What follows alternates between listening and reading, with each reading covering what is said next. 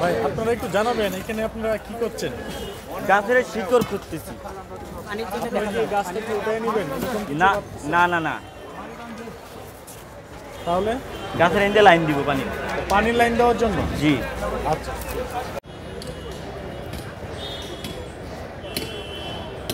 আমরা দেখতেছি আইসে যে দৃশ্যগুলো দেখার পরে এমনি মাথায় আউট হয়ে যাচ্ছে।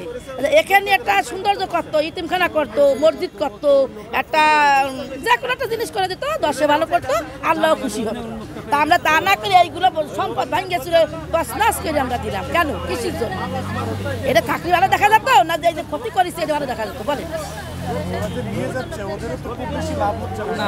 একজনে বললো কি, একজনে বলতেছে কি আপু আমরা নিয়ে যাচ্ছি, আমাকে কোনো লাভ নেই, 20 টাকা। তা তোরা এইগুলো কাজ কেন ক্ষতি করতেছিস? বলে কি 10-এ নিচ্ছে, তা আমি কি করবো, আমিও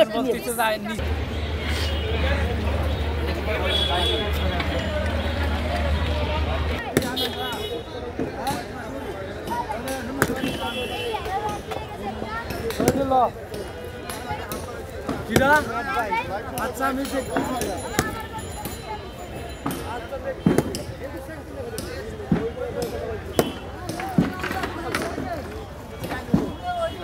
ভাই এই পিলারে কতটুকু রড হতে পারে? কতটুকু হতে পারে আপনার 20-25 কেজি। 20-25 কেজি। আপনার কতজনে এটা কাজ করতেছে? 6 জনে। 6 জনে। তাহলে 20-25 কেজি কত কেজি বিক্রি করবেন? 40-50। 40-50। আচ্ছা, আপনারা যে মানে এই কাজগুলো করতেছেন, এতে আপনারা কতটুকু লাভবান হচ্ছেন বলে মনে করতেছেন? অনেক লাভবান। মানে আপনারা কি সেই ক্ষোভের জায়গা থেকে এগুলো ভাঙতেছেন? আমরা বাংলাদেশের জন্য অবৈধ সরকার যেমনি আর না হয় বাংলাদেশের মধ্যে ভালো সরকার আমরা চাই, বাংলাদেশ ভালো মতো চালাক, এবার চালাইলে ইও আসতে হবে, যে কোনো সরকার আসুক।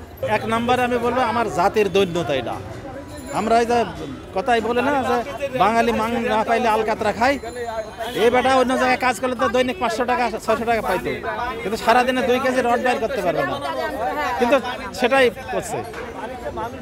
এটা হচ্ছে আমাদের জাতির শিক্ষার অভাব, বর্বর। আমরা যে জাতি হিসেবে বর্বর, এটা আরেকবার প্রমাণ হলে এই ঘটনার দ্বারা। যারা ভাঙছে রাগে পড়ে রাজনৈতিক কারণে সেটা ঠিক আছে, কিন্তু এখন যারা করছে এরা তো কোনো রাজনৈতিক ইয়া না। নিম্ন শ্রেণীর মানুষ, নিম্ন শ্রেণীর মানুষ আমরা তো শিক্ষার অভাব, বর্বরতা, এটাই তো। নিম্ন শ্রেণীর মানুষ হয়েছে কি তাই বলে কি আর দেশের নিম্ন শ্রেণীর মানুষ নাই? অন্য দেশে আছে না এই কাম করে কোনো দেশের মানুষ? তাইলে এই জন্য বলছি যে আমাদের জাতিগত এটা হচ্ছে দৈন্যতা, এটাই আমরা পছন্দ করি। অন্যের জিনিস ভক্ষণ করা এটা হচ্ছে আমাদের, ওই যে বলে যে বড় বড় ঘুষখোরদের কথা যে আমরা দোষ দিই, এটা তো সুযোগের অভাব যারা তারাই বলে। এখানে সুযোগ পাইছে, দেখেন নিম্ন শ্রেণীর মানুষও চুরি করছে, এটা তো এক ধরনের চুরি। এইটা শেখ হাসিনার বাড়ি না, এখন মনে করেন এটা জাতীয় সরকারি সম্পদ, তো ওটা চুরি করছে সরকারি সম্পদ না, এটা গোটা 18 কোটি জনগণের সম্পদ এটা এখন। তাহলে ও রড চুরি করছে কেন? এটা এক ধরনের চুরি আমি মনে করি। তাহলে চুরি যে সবাই করি আমরা, এটা তার প্রমাণ। যার যেখানে সুযোগ আছে সেই সেখানে চুরি করি আমরা। একজন মেম্বারে দেন আপনি, সে গম চুরি করবে। একজন সচিবে দেন, সে হাজার হাজার কোটি টাকা চুরি করবে। একজন মন্ত্রী দেন, সে হাজার হাজার কোটি চুরি করবে। আর একজন ডে লেবার এই যে রড পাইলে সেটাও চুরি করবে। তাহলে কি হলো? আমরা সব শ্রেণীর মানুষই এই চোরে অভ্যস্ত।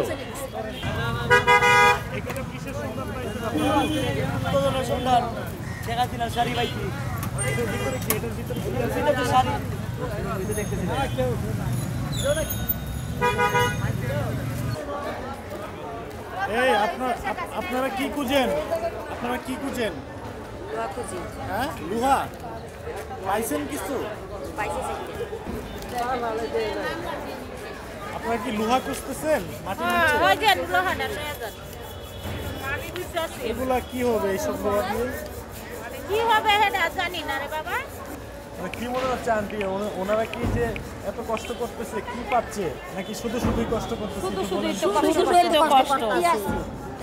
আছে কিছু কিছু পাইতাছে কিন্তু আমরা একটা জিনিস দেখতেছি যে এই যে সাধারণ যারা একটু দেখতে আসছে তারা অভিযোগ করতেছে যে এইগুলো শুধু শুধু নিয়ে যাচ্ছে লোহা টোয়া, এগুলো কয় টাকা পাবে ওরা? ওই যে আরেকজনে দেখলাম ইয়ে করতেছে রড, মানে তারপরে বলতেছে যে আপনি রড দিয়ে কি করবেন, কয় আমি একটা বডি বানাবো। এতটুকু একটা জিনিস বডি বানাবে, কিন্তু অনেক মানে একবারে বয়স্ক এমন ভাবে পচাইতেছে আর কি বলবো।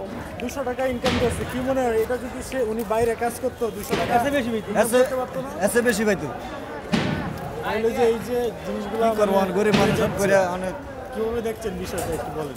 কি করবো ভাই, অনেক